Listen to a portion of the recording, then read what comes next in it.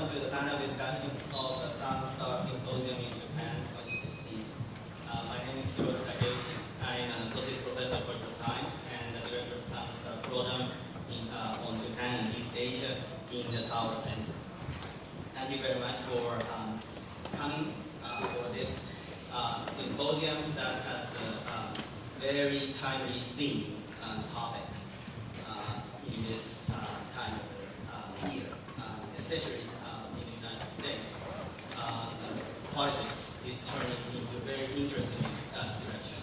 So we will hear a lot about it. First of all, I'd like to introduce our staff members for three reasons. One, we need housekeeping. So if you have any question or any help, our staff members will be happy to help you. So Borarazzi is there, Kari Hansen, they are our staff members of the Tower Center. As I said yesterday, we do about 50 programs a year. That is two programs per week. And then people say, well, so we may have 10 staff members at least. Well, we only have 3 staff members. And two of them are there here. One of them, my friend and colleague, Ray Rafidi, couldn't travel because his son has just graduated in Dallas. So but he prepared for everything for our symposium. The second reason I would like to introduce our staff members is it's impossible for us to do this symposium, especially in Tokyo, without our staff members. And then we have help from the Keio University and Keio University's graduate student, Hiroki Takeuchi, the PhD candidate of the Keio University. So please join me for also, we have a student staff member, Matthew Wrights, over there, and he is junior, and Southern Methodist University is focusing on liberal arts education. And in Japan, not so familiar with liberal arts education. Usually, the top research university also does the top level undergraduate education. But in the United States, there is a division of labor between research university and liberal arts colleges. And we focus on undergraduate education. We focus on using our resources for teaching undergraduate students. And Matthew is very good at using our resources and studying international studies and Japanese politics, I think. And studying Japanese language. So if you have any, if you need any help, also ask Matthew in English or in Japanese, I think. And also, I'd like to introduce our former student who came here, Julian Teo, who is currently studying, who is actually graduating from a master's program of International University of Japan. It's very rare for American students to come to Japan to do graduate work. So he was our proud alum. The third reason I really want to acknowledge our staff members is, to me, the quality of the working environment depends on how much I can laugh in the working environment. And so in that sense, I really appreciate our staff members to make me feel that the Tower Center is a great place to work. So thank you. So this symposium takes place in a really timely moment. I'd say currently anti-internationalism is rising in the United States. All of the presidential candidates have argued for protectionism. Some of them argue for anti-immigration. One of them even argued for racism. This rise of anti-internationalism has made this symposium really even more meaningful than when I started planning this symposium. isolationism and protectionism have really challenged the US-Japan alliance. So yesterday we started with the keynote speech by Admiral Patrick Walsh, and he emphasized the importance of the US-Japan alliance and then how deep it is. I agree with him. At the same time, the current rise of anti-internationalism in the United States has jeopardized, may jeopardize the US-Japan security alliance.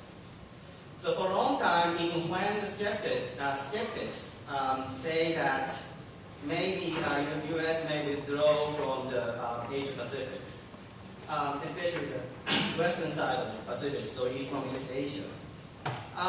Well, we usually say, well, we could be optimistic. It wouldn't happen. This time may be different. That is our concern. Although I do not think that Trump will become president eventually, but there are people's dissatisfactions with economic and living conditions that makes the foundation of the so-called the rise of Trump or the Trump phenomenon. They are dissatisfied with economic and living conditions, but at the same time they target the foreign countries, foreigners, and ethnic minorities through protectionism, anti-immigration, and also even racism. Last year, 3 important events took place for US-Japan relationship. Prime Minister Abe visited Washington, D.C. And in 3 other cities in the United States. He gave a speech in the US Congress. Security legislation passed the Diet in August. And the third, the TPP's international negotiation was concluded in October. Well, interestingly, while none of them is officially and formally related to China, however, the discussion of these 3 events all are related to China. When I was in Washington, D.C. in last April, when Prime Minister Abe visited Washington, D.C., I attended several discussions about US-Japan relationship. Well, Prime Minister Abe did not mention about the name of China in his speech at all, but almost everything, almost every discussion of the US-Japan relationship in Washington, D.C. at that time was about China. Prime Minister Abe avoided mentioning China during the discussion, the Diet discussion about security legislation last year. I think it was not a good idea not to mention China during the security legislation discussion, but he didn't mention it. But everybody knows that one of the reasons, at least one of the reasons, if not the biggest reason, of the necessity of the security legislation was the rise of China and the new security environment based on the rise of China. Third, China is not a member of the TPP negotiation, but, well, when we talk about the TPP, we usually talk about China. Actually, President Obama, in October last year, when the international negotiation was concluded, said, we can't let countries like China write the rules of the global economy. When I heard this statement, I thought that, well, if China really makes the rules, that may be a good thing. But the problem is whether China can do it. Making a rule, making international rule is not just a writing rule. You have to write the rule and then convince other countries to follow the rules. Can China do that? Well, maybe, but I'm very skeptical, and then at least it will be very challenging. China finds it very difficult to lead the rulemaking in the world because China has to take care of something else. That is domestic stability. I usually say that when President Xi Jinping wakes up in the morning, the first thing he thinks about is not its relationship with the United States, but about domestic stability. I wrote a book about political economy of rural China, so I know how much the domestic stability in China is a big issue for the Chinese leadership. Since 2011, the Chinese government has spent more for police than national defense. Popular protests have been sometimes escalated into attacking a local government's building, and then they may burn the local government building or even their property. Well, no government building in China has been attacked by foreign power since the establishment of the People's Republic of China. So to maintain one-party rule, China's authoritarian regime has used the local government as a scapegoat to sway the people's dissatisfaction with the central government. As a result, people are really dissatisfied with or really frustrated with the local government. And that's why the people target the local governments for their frustration. So here, I would say it is very difficult for China to be responsible for providing international public goods such as rulemaking of the international trade or even security, while they really have to be concerned with domestic stability. Well, coming back to the United States. This March, when I was staying in Japan for a week, every meeting I was asked, what's going on in the United States? What's going on in U.S. presidential election? Why Trump is rising? Why people are supporting for Trump? Well, I do not have the immediate answer. But this is not only the Japanese, but also all other, many people in the world are raising this question. When I attended the conference with the Taiwanese scholars, they asked why Trump is so popular. Does Trump become a president? In the Tower Center programs, Mexicans also raised a strong concern with Trump for a good reason.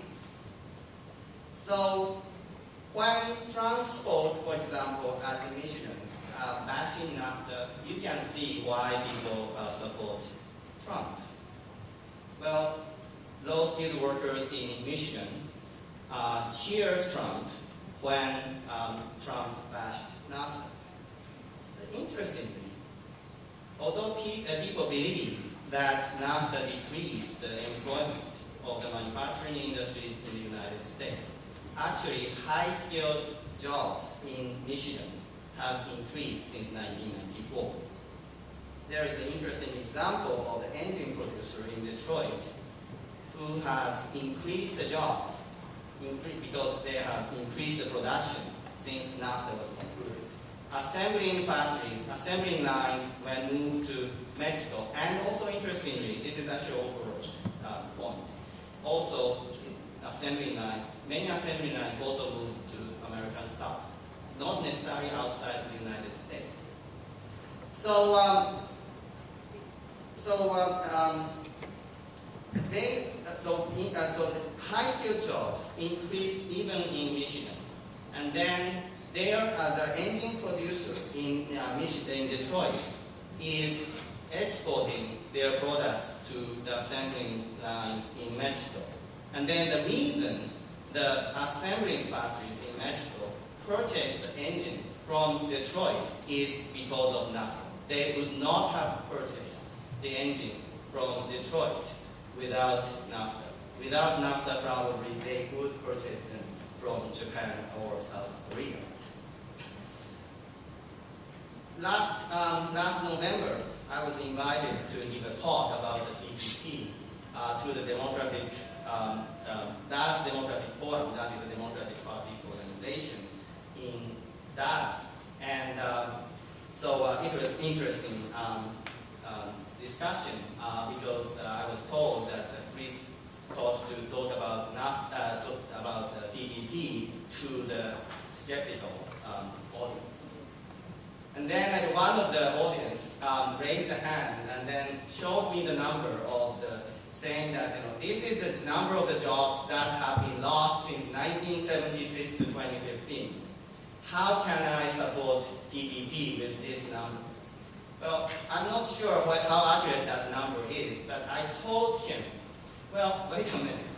So if that number is accurate, that is the jobs lost without TPP. So it's very difficult to make a causal relationship between the TPP and the job losses.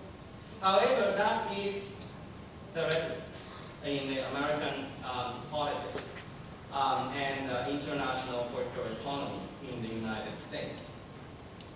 I usually argue that the free trade agreement is important to manage the globalization, manage the international trade, for the United States to benefit from globalization. Without free trade agreement, it's difficult for the United States to benefit from the free trade agreement. I'm sorry, to benefit from globalization. So, is the United States recovering in terms of the economy? Today I mainly talk about the economy because I know that my colleagues and panelists will talk about security. So I'm talking about the economic background of the current U.S.-Japan relationship. From 2000 to 2012, the U.S. manufacturing employment has not changed. About 140 million people. However, it depends on the region. In Texas, 1.5 million employments are increased. The second most employment job increasing state is Florida, 400,000, and then third, Virginia, 260,000, all southern states. Most job-losing states from 2000 to 2012 is Michigan, 640,000 people, Ohio, 460,000, Illinois, 310,000, and then it will be followed by Indiana and Pennsylvania, all Midwest region. So overall, the South is increasing the jobs, recovering the economy, while economy is stagnating, job is decreasing in the Midwest. So what's going on in the U.S. economy?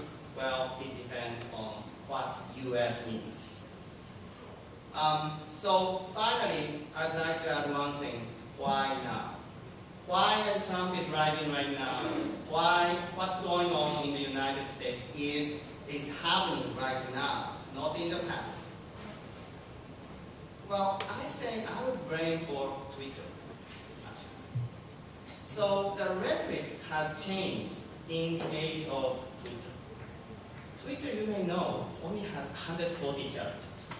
And it's 140 characters. You may not know, the Japanese may not be aware of this problem because, you use kanji, right? So, and then it's better. For Japanese, it's better. 140 characters is not that big a problem. But 140 alphabets is a big problem for the English speaking speakers and the writers. It's like 140 strokes when you write a kanji. Okay?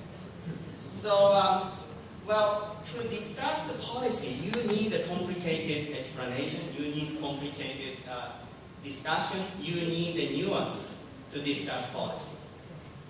This time, this year's presidential election and other kinds of elections, people are not talking about policy much. The candidates who are talking about policies are not doing well. I'm not saying who they are, but and then in the meantime, those who have a short slogan tends to be successful in this year's election. I think this is very problematic for the democracy to function. You may remember, for Japanese writers may remember, when we had a word processor, we tend to forget writing how to write kanji. Similar thing is happening for policy debates in the United States. And so I think this is actually the long-term effect. So in that sense, this is I'm really concerned with. So Twitter has the unexpected negative impacts on the function of democracy. And then that makes this kind of symposium even more important. We are going to discuss a very important issue of the US-Japan relations and the security of East Asia. Now, I'd like to move to introducing my colleagues, my friends, to the panel. And the first panel is going to start. The first speaker is Dr. Josh Rovner, my colleague, my friend. And this year, he is acting director of the Tower Center. He is also directing the studies of Tower Center, which means almost every program of the Tower Center. And then also he is directing the National Security Program of the Tower Center. That is, the National Security Program and the East Asia Program are the two biggest programs in the Tower Center. I do not repeat what is written in the bio that you have, but then a few highlights. That is, I really appreciate that he is focusing on, he shared our interest in the policy discussion, the importance of policy, and the importance for political scientists to talk about policy, which is actually not so common among the political scientists. He is a specialist of intelligence. His book, titled Fixing Facts, interesting title, was an award-winning book by International Studies Association. Following his recipient of award, the Best Dissertation Award, when he finished PhD. The second speaker is Professor Diana Newton, my colleague and my friend.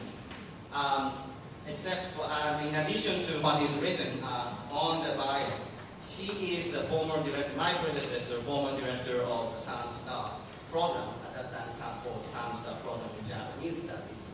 And then also she is the launching director of the Tower Scholars program, which is a very important program for teaching undergraduate students for policy making process. So she is she was also a practitioner at the NSC and State Department. So she has been a practitioner, she has been a researcher, and yet she has been a great teacher. And she is a great friend of mine. The third speaker is Rumi Aoyama, a professor at Waseda University. I met her when she was a graduate student, and at that time, she still had a Chinese name. She was originally from China, came to Japan to study at Keio University as a foreign student, and then so she studied political science, Chinese foreign policy at Keio University, and then currently teaching at Waseda University. She is also award recipient of the book about Chinese foreign policy. So please join me for welcoming all of the three panelists to the podium.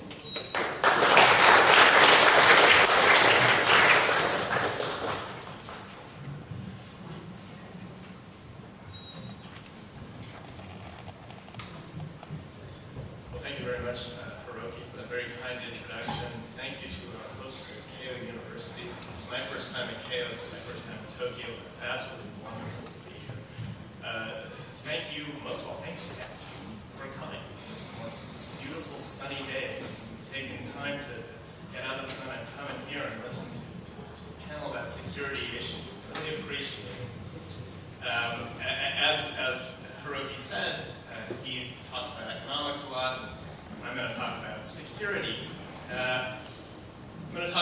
you get security, how you secure yourself in a dangerous and anarchic world.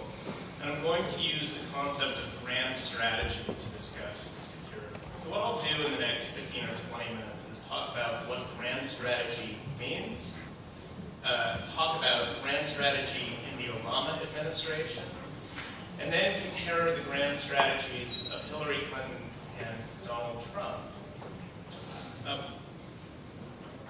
What is grand strategy? This is a term of art that's very popular among scholars, but it's somewhat controversial. Not everybody agrees about what it is and whether it's a useful idea. I happen to think it's a very useful idea, and it helps us understand not just how the United States finds national security, but how any country seeks national security. One way of understanding grand strategy is to understand what it isn't. Grand strategy is not the same as military strategy. Military strategy has to do with how you win a war. It's your theory of victory. Grand strategy is not the same as diplomacy, which is the art of gaining influence and winning friends abroad. Grand strategy is not economic statecraft, which uses economic tools of national power in order to increase prosperity. Grand strategy is none of these things, although it does incorporate all of them in one another. Grand strategy, in the simplest terms, is a theory of security. A story about how a nation translates all of the instruments of national power to achieve security and safety, to protect its core defense interests. Everybody has a grand strategy. The United States has one. I would argue that Japan has one. I would argue that China has one. Not all grand strategies are created equal. Some are more coherent than others. Some are more logical than others. They do have those. In some cases, a country will be very clear about what its grand strategy is. It will write formal documents basically telling you how it seeks to stay secure in the world. In other cases, you have to figure it out for yourself. You have to read speeches, you have to look at how countries are deploying military forces, where they're spending their money, and so forth, in order to sort of grasp what their grand strategy is. A grand strategy begins with a theory of international politics, a theory of how the world works. Some grand strategies are based on what we might call a liberal theory of world politics. That is, the world is safer and more prosperous as democracy expands, as trade expands, as international institutions become stronger. These are classical liberal ideas. And if you believe in those ideas, then your grand strategy really emphasizes efforts to promote democracy abroad, to promote international institutions, to promote commerce as well. But, of course, there are other theories of international politics. One theory is called realism, which is sort of the opposite of liberalism. And a realist theory of world politics treats the international environment in somewhat gloomier terms. International politics, according to realists, are dominated by anarchy and insecurity. And states are always nervous about one another and fearful about one another because there's no international government to take care of everybody. So in the absence of an international government, states have to take care of themselves. This leads to all sorts of misbehavior. Grand strategy also starts with different assumptions about who are the important actors in world politics. Some people believe that nation states are the most important. Some people believe that international institutions are very important. Some believe that non-state actors like terrorist groups are very important. Different grand strategies flow from different beliefs about the causes of war. Some people argue that war is more likely, for instance, when there's a balance of power, when there's a bunch of different states which are roughly equivalent in size and military strength. Others believe that war is more likely when there's an imbalance of power, because whenever one country has too much power, everybody else gets nervous and starts to lash out in response. These are basic underlying theories which inform grand strategy. A grand strategy has big effects on national security policy. It informs basically everything about how you try to make yourself secure. It influences key decisions about what military forces you buy, where you send them, when you use them. It informs questions about whether to invest in international institutions, whether to invest in democracy promotion, or whether to take a more restrained approach and to stay out of other people's affairs as a way of keeping yourself safe. But finally, and most importantly for our purposes today, grand strategy has enormous consequences for alliance relations. A grand strategy based on internationalism views alliances as being essential to national security. The strength of the nation is only as enduring as the strengths of its friends, its alliances. Other grand strategies are much more wary about alliances. Other grand strategies, more restrained grand strategies, say allies are problematic because they might pull you into problems. They might draw you into other people's conflicts and lead you to do things that you wouldn't otherwise do. So a grand strategy, again, is this all-encompassing idea about how a nation creates security for itself. It's based on these fundamental political theories. The spectrum of grand strategy, if you want to think about different grand strategies, falls from isolationism on one end to imperialism on the other. A pure isolationist grand strategy goes something like this. The United States or any other country will be secure as long as it doesn't take any fights. If it stays out of other people's business, they won't have any reason to bother the United States. A pure isolationist would say international markets are self-sustaining, they're resilient, they don't need governments to get involved. We can still trade even without active government support for markets. And an isolationist says, let's not spend all of our time and money on the military, let's spend it on domestic investment. It's a pure isolationist grand strategy. At the other extreme is imperialism. And an imperialist grand strategy says the only way that you can be safe is to be the biggest, strongest nation state in the whole world. If international politics is nasty and ugly and dangerous, the only way to survive is to dominate. And a pure imperialist grand strategy emphasizes spending lavishly on the military and sending military forces all over the world in order to enforce your interest and to make sure that nobody challenges your interest. That's an extreme grand strategy of imperialism.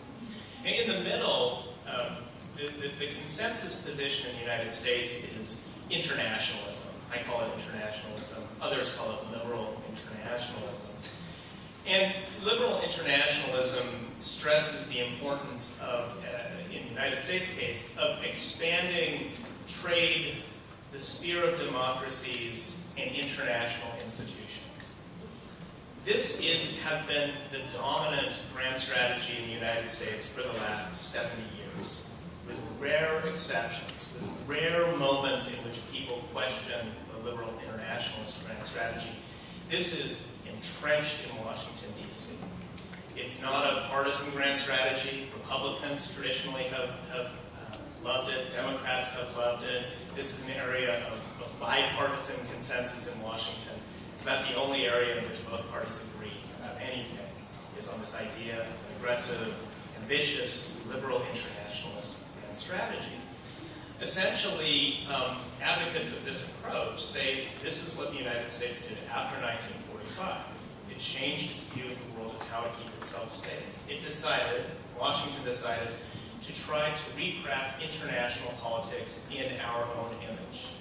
We like democracy, we like institutions, we like trade. Everybody else should adopt those values too. And if they do, the world will be more prosperous and more peaceful, and we will benefit from it. Now, as I said, this has been the dominant consensus in Washington for a long time. And when President Obama was elected in 2008, he was firmly in that consensus. He was a liberal internationalist. At the time, people argued that he represented something new. He represented a break from George W. Bush and from the policies of that decade. But in fact, there was a lot of similarities in his grand strategy. The one difference was his approach to the Iraq War. He wanted the U.S. to get out of the Iraq War. Besides that, on almost everything else, he was very similar to John McCain, his great rival in 2008. He was very similar to Hillary Clinton in 2008. And he was firmly in the mainstream. And for the first 3 years of his presidency, he lived up to the mainstream. He aggressively supported interventions. He surged in Afghanistan, sent more American forces there. He contributed to the war in Libya to topple the authoritarian leader Muammar Gaddafi. He propped up international institutions. He supported international trade. He was firmly in the liberal internationalist mainstream. And then something happened. In 2011, he changed course. I think what happened was that Afghanistan and Libya turned into disasters. Afghanistan had become so frustrating. There was no progress being made in that war.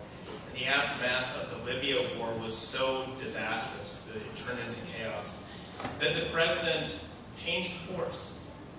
He took a look at the record so far, and he adopted a much more restrained grand strategy. He started to move from the internationalist part of the grand strategy spectrum a little bit towards the isolationist part. Now, don't get me wrong, President Obama is not an isolationist. Basically, nobody in the United States is a true isolationist. But he started to move in that direction. He resisted pressure to intervene in a number of conflicts in Syria, Ukraine, various conflicts in Africa. He resisted pressure to do more in Iraq and Afghanistan. And he made a clear statement in 2014 that his grand strategy was based on the balance of power in the world. It was very much a realist appraisal of the world. He said the American position in the world in 2014 was strong. The United States was in a terrific position. It was secure. It was prosperous. It was by far the largest and most powerful country in the world. And he said the only real threat to that happy position in the world was not Iraq or terrorism or other parts of the world, not Russia, not Europe, but it was China. China represented the one serious long-term threat to the American security position in the world. And it's not accidental that he started really emphasizing the pivot to Asia, rebalancing American military forces, diplomatic attention, and economic efforts, including TPP, to strengthen the American position in East Asia and to manage the rise of China. It was a very different President Obama than had come into office. He set a clear priority for dealing with East Asian security, dealing with the rise of China, and essentially offloaded all of the things that have been keeping us busy for so many years. Now, in the summer of 2014, that sort of changed again. Two big things happened in the summer of 2014. One was that ISIS went on a march. The terrorist group in Iraq and Syria went on a massive offensive, took large swaths of territory, and conducted some truly horrific and grisly killings. The other thing that happened in 2014 was that Vladimir Putin took the Crimea and got Russia involved in an ongoing war in Ukraine, which caused critics of the president to say, you've taken your eye off of these problems, Europe and the Middle East, and you're focused on Asia. You need to come back. You need to reinvest in the Middle East and in Europe. You can't just let them go because terrible things will happen. So for the last 2 years, the president has sort of come back a little bit. He's increased military attention and spending in Europe. He has increased the U.S. troop presence in Iraq, although it's not huge. It's about 5,000 probably total at this point. So he came towards a more restrained grand strategy, and he's sort of drifting back towards the mainstream, and that's where we are right now. Where are we going to go next year? What's the likely direction of American grand strategy? Well, we're down to two candidates in the election, and it's worth comparing their grand strategies to try to get a sense of what they're going to do for American national security in the next administration, and in so doing, ask what are the implications for East Asian security and for the U.S.-Japan alliance. Hillary Clinton, who's much easier to analyze. We know a great deal about Hillary Clinton from her record as a senator and as Secretary of State. We know a great deal about her grand strategy preferences. She is a liberal internationalist. She is also a hawk. She is unapologetic about the use of force. She has supported the use of force to spread American ideals repeatedly. She supported the war in Iraq in 2003. She supported the surge in Afghanistan in 2009. She supported intervention in Syria in 2011. She supported ousting Muammar Gaddafi in Libya in 2011 as well. She's quite hawkish.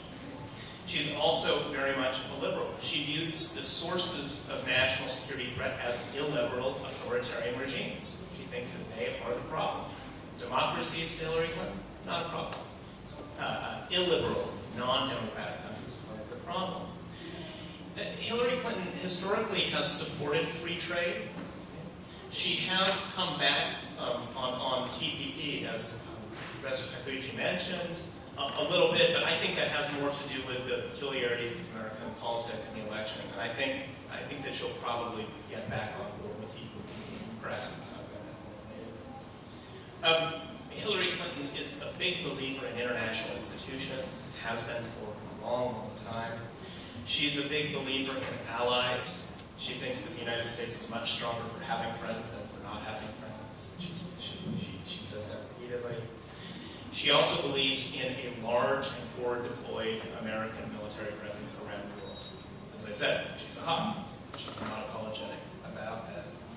And finally, she's willing to use force in a crisis. She's willing to use force to spread American values. So that's what we can expect. If Hillary Clinton wins in November, it's going to be a return to the tradition of American grand strategy for the last 70 years. And I think that she probably does have the advantage in the election in November, although after this election season, I'm not going to predict anything.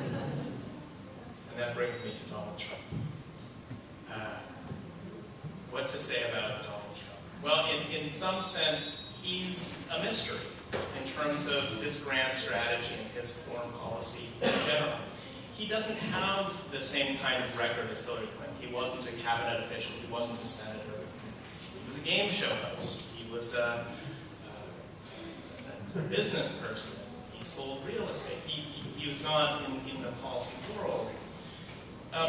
And his statements about grand strategy have been vague and sometimes contradictory. He often will contradict himself in the same speech. So it's hard to really get a hold of what Donald Trump is all about in grand strategy. Does he have a theory of international politics? I don't know. I've tried. I've read all of his speeches. I've read a great many of his tweets. I don't know what his theory of international politics is. Sometimes he sounds like a realist. Sometimes he sounds like a liberal. He really is all over the place. He is clear about his definition of the main source of threat in the world. He believes that it's radical Islam. He doesn't actually think that authoritarian regimes are the same kind of threat that Hillary Clinton believes that they are. He has no consistency about this. He has no compunction about working with authoritarian states if necessary. He's a great admirer of Vladimir Putin. He's stressed that he could probably work with the Chinese, do a deal in a business sense. International institutions, he opposes them. This is the other area in which he's pretty clear. He doesn't like international institutions. He thinks that they constrain American power. He thinks that they hold us back in some way. Regarding allies, he's skeptical of allies, but he's inconsistent. So Trump's reputation is that he hates allies, he doesn't want allies, he's willing to let all of the traditional American allies go. But he's actually not at all clear on this. He gave a big foreign policy speech a few weeks ago in which, on the one hand, he said that allies are dangerous because they can drag you into problems, and then about 5 minutes later he said, we would have stronger alliance relations if our foreign policy was better. So I couldn't figure out whether or not he was blaming allies or blaming ourselves, and I really didn't know what his point was at the end of the speech. In terms of his views about American military force and how much to buy, and where to send it, and when to use it, I don't know. He says he's going to spend an awful lot of money to have a very strong military force, and that's about as specific as he's been. We don't know how big it's going to be. He hasn't been very specific at all about where he's going to send it, when he will use it. And on military intervention, I'll end with this. On military intervention, again, he's been all over the map. He's created this image of himself as being very skeptical of military intervention. He's claimed that the Iraq War was a mistake and that he wouldn't go in for further military missions like that. At the same time, if you go back and look at his statements for the last 15 years, he supported the Iraq War, and he supported creating safe zones in Syria, much like Hillary Clinton wanted to do. And he supported the war in Libya. And he's advocated wars of conquest in order to steal people's oil. Okay? So on the one hand, he's created an image of somebody who wouldn't use force the way it's been used in the last 15 years. On the other hand, his public comments for the last 15 years suggest that he would. So I'm not quite sure which Donald Trump to expect if he's elected in the fall. I'll say in general, I don't think that grand strategy interests him very much. I think that his core interests are on domestic policy issues to the extent that he's interested in policy. Grand strategy and foreign affairs is simply not his strong suit. What does this all mean for East Asian security and the U.S.-Japan alliance?